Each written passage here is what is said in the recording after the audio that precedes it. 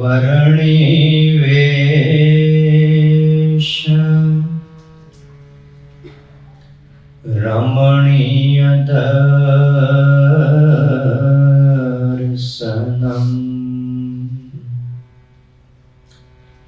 મંદહાસ્ય રુચિરા નનાંબુજમ પૂજિતમ સુરનરોત્તમેર્મુદા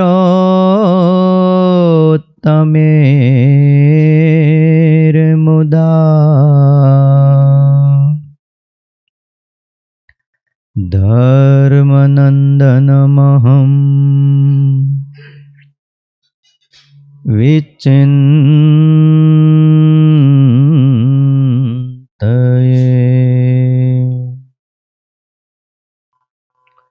ઓમ અવતારિણે શ્રી સ્વામિનારાયણાય નમો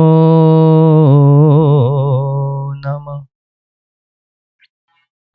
શ્રી હરે કૃષ્ણાય ઘનશ્યામાય નમો નમઃ. એકાકી વનવાસીને કઠિન તપકારિણે શ્રી નીલકંઠવર્ણિન્દ્રાય નમો નમઃ. પરાત્પરાય પુણ્યશ્રવણ કીર્તનાય શ્રી સહજાનંદ સ્વામિને શ્રી નારાયણ મુનયે નમો નમઃ. બોલો શ્રી સ્વામિનારાયણ ભગવાનની. હરે કૃષ્ણ મહારાજની. લક્ષ્મીનારાયણ દેવની. રાધારમણ દેવની. ગોપીનાથજી મહારાજની. સિદ્ધેશ્વર મહાદેવની. વિઘ્ન વિનાયક દેવની. કષ્ટભંજન દેવની જય.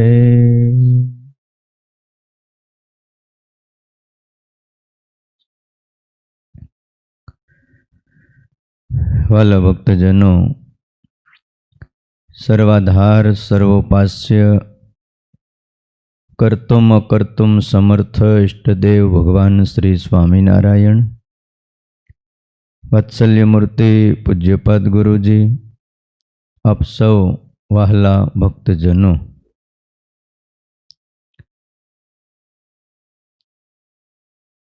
આજનો પરમ પવિત્ર દિવસ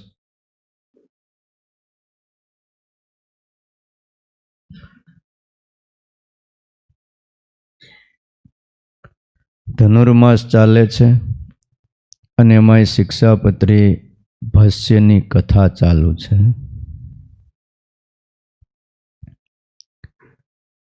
કાર્ય સંગો અન્વહમ સતામ એ શ્લોક ઉપર આપણે કથા ચાલે છે. સ્વામિનારાયણ ભગવાને શિક્ષાપત્રી લખી અનેક આત્માઓના હિત માટે.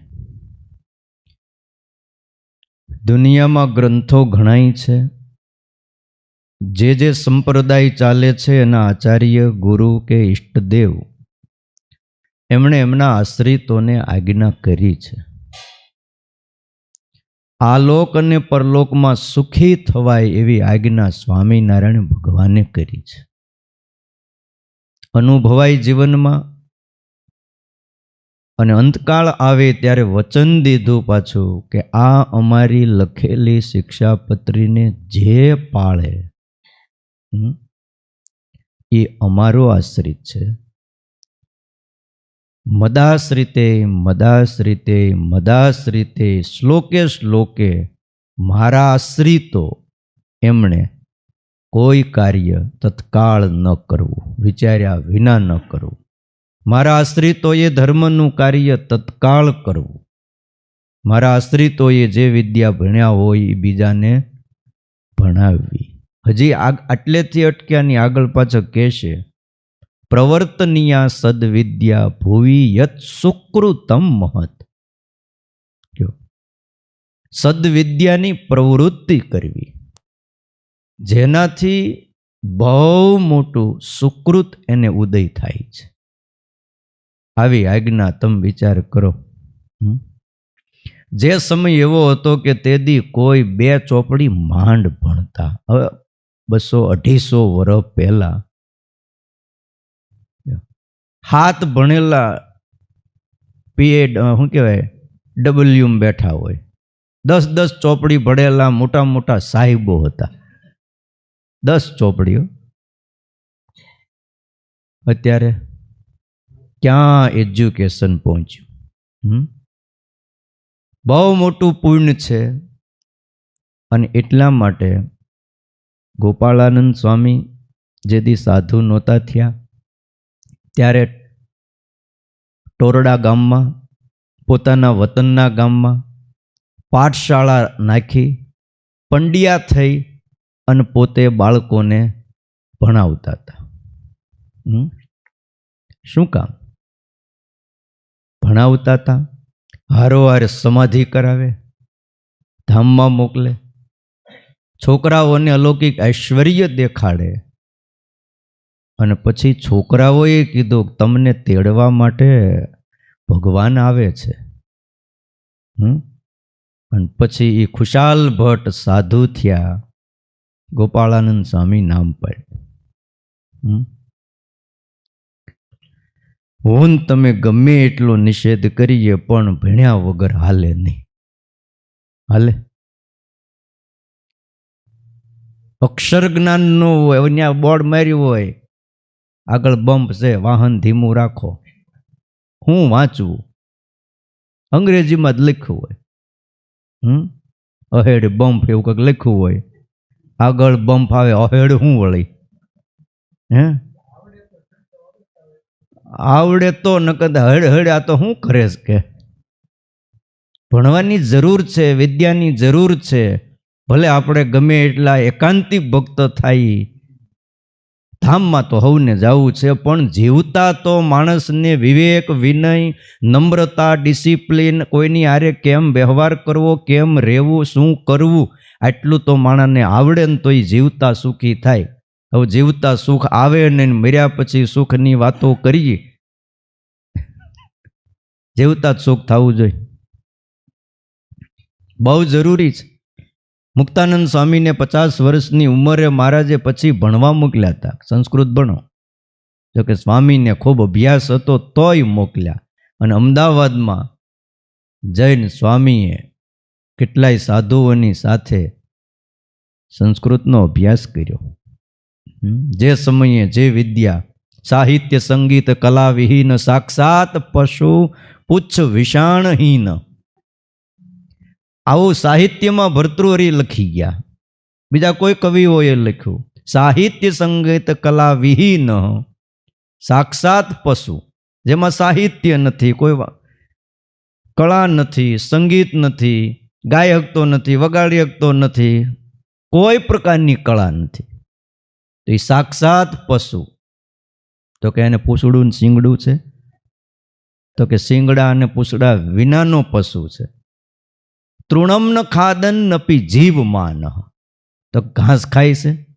તે ઘાસ નથી ખાતો. તૃણમ ન ખાદન અપી જીવમાન, છતાંય જીવે છે. શું કામ?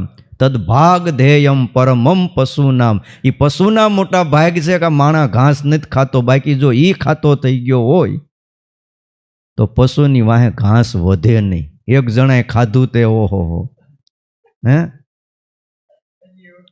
હજી વગોવાય છે બિહારમાં.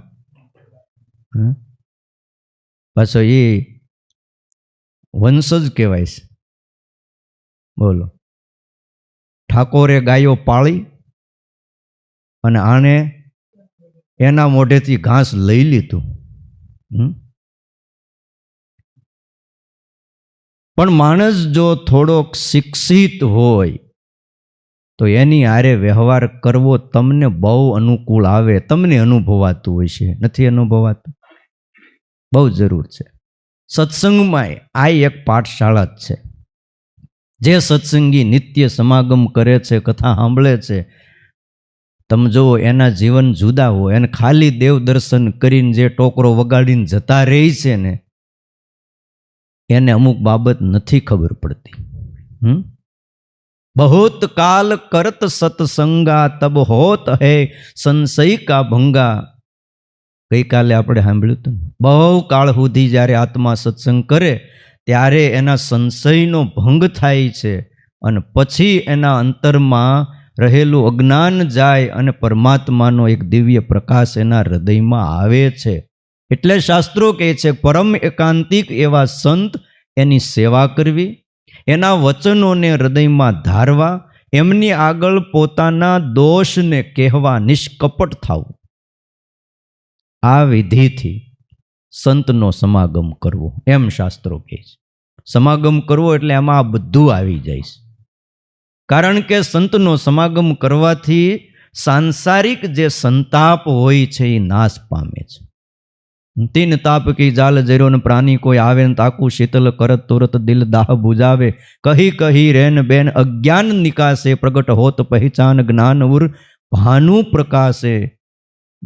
કહત બ્રહ્માનંદ બ્રહ્મમુનિ સંગ અનુપમ આ જગતમાં સંત કો. ત્રણ તાપ, આધિ, વ્યાધિ અને ઉપાધિ. બોલો, આધિ એટલે અંદરથી આવે માનસિક દુઃખ, વ્યાધિ હવે ઉપર આવ્યું શરીરનું દુઃખ, ઉપાધિ ઉપરથી આવે. બોલો, 2 વર્ષથી આવીશ. ક્યાંથી આવે એ નક્કી નહીં. ઉપરથી આવે, આમથી આવે, આમથી આવે. ન હોય એનું દુઃખ એને આધિ કહેવાય. અભાવનું દુઃખ, અભાવ એટલે સેવસ નથી અને દુઃખ રહે. ગાડી ન હોય એક દુઃખ રહે, ગાડી હોય ને તો આપણે શું છે હાલીને વૈયા જાય. અભાવનું દુઃખ આધિ, અને ભાવનું દુઃખ હોય અને દુઃખ બાજુવાળો આવે જરા દેજો ને મારે કામ છે, ચાવી આપો ને. પહેલા ફોન નહોતા, પેલા માણસોએ ફોન લીધા ઓલા ગોળ ગોળ ચકડાવાળા સૌથી પહેલા. એમાંય કોકના ઘરે એવા ફોન ન હોય તો એમ થાય એકાદો ફોન હોય ને તો સારું. આપણે વળી એસટીડીએ જવું ને ફોન કરવો ને આ બધી માથાકૂટ, એકાદું ડબલું હોય તો સારું. લઈ લીધો તે વારે વારે રિંગ વાગે. હલો કોણ? બાજુમાં રહે છે ને, આપો ને ફોન એને. હવે આપણે પાછું ઘર ખોલીને બાજુવાળાનું ઘર ખખડાવવાનું ને પણ ત્યાંથી બોલાવી લાવવાના. લ્યો હવે પાછા એ પાછા આ ઘરમાં આવે. હવે આપણે કંઈ કામ હોય, આ ઉપાધિ બધી. નહોતું તે દુઃખ એ આધિ હતી, અને આવ્યા પછી દુઃખ ઉપાધિ આવી. અને આ 2 વસ્તુ શરૂ થાય એટલે વ્યાધિ ન હોય ત્યાંથી શરીરમાં આવે. 3 તાપ કી જાલ જર્યો ને પ્રાણી કોઈ આવે તાકું શીતલ કરત તુરત દિલ દાહ બુજાવે. કહી કહી રેન બેન અજ્ઞાન નિકાસે પ્રગટ હોત પહેચાન.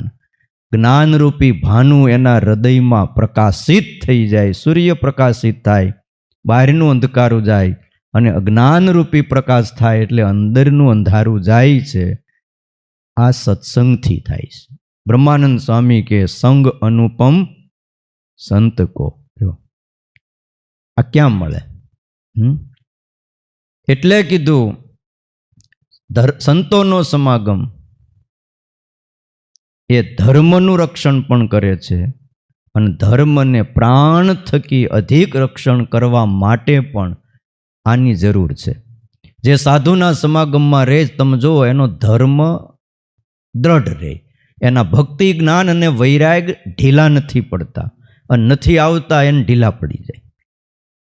અને પછી 6 મહિને વરદાડે મળે. આપણે કંઈ કેમ છે ભગત? તો કે હવે સર્વ ધર્માન પરિત્યજ્ય મામેકમ શરણમ વ્રજ અહમ ત્વા સર્વ પાપેભ્યો મોક્ષયિષ્યામિ મા શુચ. ગીતામાં લખ્યું છે બધાય ધર્મને છોડીને તું મારા શરણે વિયાય. એટલે હવે હું સંસારના શરણે થઈ ગયો છું. બધાય ધર્મ છોડી દીધા છે. પહેલા પાણી ન પીતો હોય બીજાને ઘરે, આટલા નિયમ પાળતો હોય, પણ જો સમાગમ ન રહે તો ક્યાં કોનું ખાઈ લઈને એ નક્કી ન રહે. સમાગમ બદલાઈ ગયો. કેટલાય એવા હરિભક્તો હેઠે બેહીન માનસી પૂજા કરતા હોય, સમાગમ હોય ત્યારે 5 માનસી પૂજા એકવાર ન થાય ને તો એકવાર જમવાનું બંધ કરી દેતા હોય. એમાં 2 માનસી પૂજા ચૂકાઈ ગઈ હોય તો ઉપવાસ કરી નાખતા હોય. અને એના બદલે જો સમાગમ છૂટી જાય પછી આપણે કંઈ કેમ છે કે માનસી નથી કરતો, હવે હું પ્રત્યક્ષ પૂજા જ કરી લઉં. કે ઠાકોરજીનો થાળ તૈયાર હોય ને જમી લઉં છું. અરે પણ તમે જમી લ્યો, ઠાકોરજીનું હું, હરિકૃષ્ણ મહારાજનું હું? તો કે એમને ધરાવનારા ઘણા હોય ને. એક તો સાધુ મહાત્મા મળ્યા હતા. તો કે હાલો સ્વામી, આપણે બેલ પડ્યો ને આરતીનો, તો હાલો આરતીમાં બેહોન કે મોઢે હો, અમને બેહોન કે પૂજારીને કહી દીધું છે આરતી કરી લીજો એમ. એટલે એ કરી જ લે કે લ્યો હું સમાગમ નો રે. અને એક તો એવું બોલ્યા, આ સ્વામિનારાયણે હવારમાં પૂજો ક્યાંથી કાઢ્યો છે? કે પૂજો પૂજાય નહીં, આ પૂજો ક્યાંથી કાઢ્યો? હવારના પોરમાં લઈને બેહવાનું. કાકાભાઈનું રોજકા ગામ છે, ત્યાં અમે ગયા હતા. રોજકા ગામમાં ભાલનું ગામ છે. આમ ધોલેરાથી ધંધુકા ધોલેરાની વચ્ચે આમ આવે, આડે રસ્તો પટ્ટી રસ્તો લ્યો ને તો ત્યાં આવે. પછી અમે રોકાણા હતા. ત્યાં ઠાકોરજીનું સિંહાસનમાં જાળી હતી, નાના તારવાળી પટલા, આમ થોડાક જાડા, તૂટેલી હતી. એટલે કીધું ભગત આ કેમ તૂટી ગઈ પૂજારી? તો કે સ્વામી વાત જ જવા દો ને. કે એક મહાત્મા આવ્યા હતા કે આપણે અહીં રોકાવું. અરે રોકાવું ને, મંદિર તો સાધુઓ માટે જ છે ને, કોના માટે છે? સારું લ્યો રોકાણા. એ કે આપણે સભા કરવીશ. તો કે બોલાવું બધા હરિભગતને. હરિભગતને બધાને બોલાવો, ગામમાં જેટલા બાઈઓ ભાઈઓ બધાને. તો કે બહેનો જ નવરા નહીં હોય, નાની બધાને બોલાવો. પણ શિક્ષાપત્રી એમ ના પાડીને તમારે સભા કરવી છે તો ભાઈઓ આવે, તમારે બીજાનું શું કામ છે? શિક્ષાપત્રી ના પાડી છે બહેનો હારે તમારે વાતો કરવી નહીં. તો કે શિક્ષાપત્રીને તડકે મૂકો. કે આમ બોલ્યા. એ પૂજારી વાત કરતા મને કે સ્વામી આવું કીધું. પછી કે ઠેક જે થયું હવે એ એનું ભોગવે, આપણે હું. પછી રાતે ત્યાં રોકાણા. સવારે અમે વહેલા ઉઠીને ત્યાં ગયા જ નહીં મહાત્મા, અને અમારા સિંહાસનમાં ચરણારવિંદ હતા જ નહીં ચરણારવિંદ. હવે આ દુઃખ આ લઈ ગયા. તમે રોજી જાવતી જોજો, પેલા શું કહેવાય આપણે રોજકા જાવતી જોજો, ચરણારવિંદ નહીં. સમાગમના અભાવે કેવા કેવા સ્વભાવ પડી જાય એ કાંઈ ન કહેવાય. સ્વભાવ છે ને નીકળતા નથી. 8 વર્ષે એક સ્વભાવ નીકળે. ગોપાળાનંદ સ્વામી એમની વાતોમાં લખ્યું. કેટલા વર્ષે? 8 વર્ષ એક સ્વભાવની વાહે બડીઓ લઈને પડી જાઓ. વાહે ને વાહે રહ્યો તમે. સહેજ કંઈક થાય એટલે તોડો, સહેજ કંઈક થાય. ઓલા ઘોડાનો સ્વભાવ પડી ગયો તો પાટું મારવાનો લોયામાં. તે મહારાજ કે આપણે હેવા મુકાવી દેવા છે આ ઘોડીને. તે મોટો વાહડો લઈને આમ 10 ફૂટ છેટા બેઠા અને 2 પગ વચ્ચે વાહડો અડાડે, અને જેવો એને કોઈ અડે ને ઘોડીને પાટું મારે. તો વાહડો અડાડે પાટું મારે, ફેરવીને વળી અડાડે વળી પાટું મારે. બપોર લગી પ્રોગ્રામ હાલ્યો. સવારથી લઈને હરિભગત આવે, મહારાજ કથા વાર્તા. બહાર બોર્ડ માર્યું છે આજ કથા વાર્તા બંધ છે. તમારે રવિવાર રજા આવે, અમારે 365 દી ક્યારે રજા ખરી? તમે કયો જી? હાજા હોય, માંદા હોય, થાક્યા હોય, સાંજે સભા હોય, સવારે પણ સભા હોય. એટલે આજ કથા બંધ છે, આજ હેવા મુકાવાના છે. બપોરનો સમય થયો, બ્રહ્મચારી આવ્યા. રે મહારાજ થાળનો ટાઈમ થઈ ગયો, જમવા પધારો. તો કે અમારા બદલે જો કોક અમારું કામ સંભાળે તો અમે થાળ જમવા આવી ને પછી થાળ જમવા આવ્યા, બીજાને બેહાર્યા. જો ચૂકવાનું નહીં, પગે અડાડ્યા જ કરો અને પાટું મારે. તે બપોર થયા ને ત્યાં તો ઢીલી ઢપ થઈ ગઈ ઘોડી. પછી એ માથે હાથ ફેરવો, બે પગ નીચેથી વયા જાવ, કાંઈ ન થાય. એવા મુકાવ્યા. એમ સ્વભાવની વાહે પડે ને તઈ સ્વભાવ જાય. બીજા બધા અમુક સ્વભાવ છે ને એ પોતાને નડે, પણ અમુક સ્વભાવ એવા છે કે આખા સત્સંગને નડે. પોતાને નડે, ગોપાળાનંદ સ્વામી કે એ એના પૂરતું છે, પણ પોતાના સ્વભાવ બીજામાં નાખે એ તો સત્સંગમાં બહુ ખોટું છે. અમુકને બોલવાનો સ્વભાવ બહુ હોય, કોઈ હરિભગતનું સારું ન બોલે. તમે જોજો, બાઈઓ અને ભાઈઓ બધામાં આવા એક એક નમૂનાઓ રાખ્યા છે. કોઈ હરિભગતનું, કોઈ બહેનોનું, કોઈ સત્સંગીનું સારું ન જ બોલે. સહેજ ભેગા થાય, તમને કાંઈ ખબર છે? ના, અમને કાંઈ ખબર નથી. તો હું રોજ મંદિરે જાઉં છું, હમણાં તો આમ હાલે છે. લે એમ નો કે સવારમાં ધનુર્માસની કથા હાલે છે, રોજ સાંભળવા જાયજો. આ બધા હેવા પડી ગયા હોય અને એ બહુ નડે. પોતાના દોષ બીજામાં નાખે એને ભગવાન માફ નથી કરતા એમ લખ્યું. પોતાના દોષ સહિત પોતાને નડે પણ બીજામાં ઠાલવવા. અને આ સંસાર એવો જ છે કે પોતાની ગંદકી બીજામાં નાખ્યા વગર ન રહે. દરેક વ્યક્તિ મોટા ભાગના ઘરનો કચરો ઘરમાં રાખે. ક્યાં નાખે? બાજુમાં જ. જો તમે ડસ્ટબિન બન્યા તો લોકો કચરો નાખવાના. કચરા પેટી આપણે ન બનાય, કાન ભલે આપ્યા છે પણ આપણે શું કામ કચરા પેટી બને? લોકો નાખવા તૈયાર જ છે. એકાંતિક સાધુના સમાગમ વિના આ બધી વાત સમજાતી નથી. અને આ દુનિયામાં નિષ્કામ ભાવથી કોઈ પણ સ્વાર્થ વિના કેવળ પોતાના કલ્યાણ માટે સાધુનો સમાગમ કરવો અને નિસ્વાર્થ ભાવે આ જગતમાં સંત પરમ હિતકારી, જગતમાં અહીં સંત પરમ હિતકારી. અને કોઈ પણ વસ્તુ છે આપણને દુખતી હોય, કંઈક થતું હોય તો એ ઓપરેશન કોઈ કરે ને તો કાપકૂપ કર્યા વગર તો એ જાય નહીં. મૂંઢિયું ગુમડું તમને થયું છે, હાલો દુખે છે, દુખે છે. આમ સહેજ કપડું અડે ને એમાં પાકી ગયું હોય, સહેજ કંઈક આમ હળવું અમથું વસ્તુ સહેજ અડી ગઈ તો આમ ઘસાય એટલે આમ તમારે રાડ નીકળી જાય.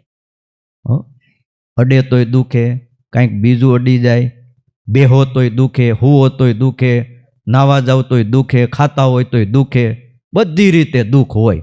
તમને એમ થાય કે હવે દુઃખ દૂર કરવું, હાલો જાય ડૉક્ટર પાસે. ડૉક્ટર પાસે પોગી ગયા અને ડૉક્ટર કે હોઈ જાવ ને હોઈ ગયા ને સીધો ચેકો મારે, તમને કેવું થાય? રાડ ન ખાઈ જાય. પણ ક્લોરોફોર્મ હુંઘાડી દે અને પછી એનું જો ઓપરેશન કરી નાખે, તમને કાંઈ વાંધો ખરો? નહીં. આ સત્સંગમાં ઓપરેશન એના જ થાય કે જેણે મહિમારૂપી ક્લોરોફોર્મ સૂંઘ્યો છે. હા, એકવાર મહિમાથી માણસ જોડાઈ ગયો ભગવાન આરે, સાધુ આરે, સત્સંગમાં હરિભગત આરે, ભાઈઓ ભાઈઓ કોઈ પણ સારા સત્સંગીની હારે મહિમાથી જોડાણો, પછી એના ગમે એવા કઠણ ઓપરેશન હોય તો પણ થાય અને એમાં એ પાછો પડતો નથી. અને એવા ઓપરેશનો થઈ જાય છે કે 100 જન્મે શુદ્ધ થવાનો હોય ને એ આને આ જન્મે થાય. 100 જન્મે ધામમાં જવાનો હોય એના બદલે આ જન્મે ધામમાં જાય. અને આ જન્મે ધામમાં જવાનો હોય પણ જો કોઈક અમુક મળી ગયા, હા, તો 100 જન્મ લાગી જાય. આટલો ધક્કો લાગે. લ્યો, એટલે કીધું છે કે સમાગમ કરવો કુસંગ તો અમારા આશ્રિતોએ ક્યારેય ન કરવો. પણ ઘણાને કુસંગ શું કહેવાય ની ખબર જ નથી. એમ માને છે કે જે સત્સંગી ન હોય ને, વ્યસની હોય ને, દારૂ પીતા હોય ને, માંસ ખાતા હોય ને, કતલ કરતા હોય ને, બીજા આવા હોય એ બધા કુસંગી. ભાઈ કુસંગી તિલક ચાંદલો કરતા હોય ન્યાય હોય. બોલો, ગુણાતીતાનંદ સ્વામી કે સાધુ અને સત્સંગીમાંય કેટલાક એવા હોય. કયો કાળ નેમી રાવણ અને રાહુની ઉપમા દીધી. એવા પણ સત્સંગમાં હોય. બોલો. કાળ નેમી કે કેટલાયનું એમાં પતન હોય છે. એટલે મહિમાથી જ્યારે ગરકાવ થઈ જાય ત્યારે ગમે એવા સ્વભાવો વૈયા જાય. કુંભારિયા ગામ છે કચ્છ ભુજનું. હરજીભાઈ કરોડપતિ મંદિરના આગેવાન કમિટીના સભ્ય વર્ષો પહેલા. ભુજ મંદિર નરનારાયણ દેવ સ્વામિનારાયણ ભગવાને બનાવેલું પોતાના હાથે પ્રસાદીનું મંદિર. સાધુઓ પણ એવા નિયમ ધર્મમાં ચુસ્ત, હરિભક્તો પણ એવા. આમ તમને ભોળા ભલા દેખાય પણ કરોડોપતિ. એનો વેશ જુઓ ને તમને એમ લાગે હાવ ગરીબ છે હો. પણ ઓસ્ટ્રેલિયામાં એક સાઈડ હાલતી હોય, અમેરિકામાં એક હાલતી હોય. બોલો, આવા બધા કરોડપતિ માણા ભુજ મંદિરની ખૂબ સેવા કરે, ખૂબ સેવા કરે, તનથી, મનથી અને ધનથી. સંતો પાર્ષદો જ્યારે પણ હરજીભાઈ આવે એટલે એમને હાચવે. અને ભાઈ સ્વાભાવિક છે, મોટું માણા હોય અને પાછું સેવા કરતા હોય એટલે સહજ એમ થાય કે ભાઈ આટલી આટલી સેવા કરે છે. હવે 15 દી, મહિને ક્યારે અથવા અઠવાડિયે આવ્યા હોય બહારથી તો એને હાચવવા એટલે એમને જમાડે, ઉતારા આપે, રાખે, પ્રસાદ પાણી આપે, હારતોરા આપે, પાનબીડા આપે. જમવા બેહે એટલે મોટા સાધુ હોય નાના સાધુને કહે જાઓ જરાક એમને જરા પીરસી દ્યો, જમાડી દ્યો. એટલે ઉપર ને ઉપર ઊભા રહે, કંઈ જોઈ છી ભાઈ. ઠાકોરજીનો નરનારાયણ દેવનો થાળ હોય એમને આપે, જમાડે. હવે એકવાર જમાડતા હતા, શાક પીરસાણું, રોટલી, અથાણા, પાપડ, લાડુ, દાળ પીરસી વાટક્યામાં. જમવાની શરૂઆત કરી, જમ્યા. એમાં દાળનો વાટકો હાથમાં લીધો ને દાળ પીધી. દાળ મોળી,